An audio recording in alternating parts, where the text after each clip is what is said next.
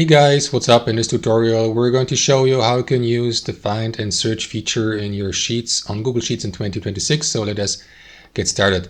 Now guys, let me go with this example spreadsheet here, and let's assume you would like to find a specific word, right?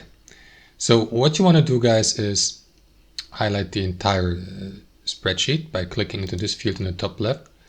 Then you may use the shortcut Control F or Command F if you're using a Mac, and then this window in the top right will pop up. So here where it says find in sheet, enter the name or word you would like to find. So let me go with Team C. And as you can see, Google Sheets will then jump to the cell or to the given cells if it's a multiple selection here with the seeked or searched term or word. And you can navigate through these entries by using these arrow up and down buttons. As you can see, there's only one entry for this example, but that's how it works, guys. And you can go into more details by clicking into these three dots here, and then, for example, decide to replace the found term.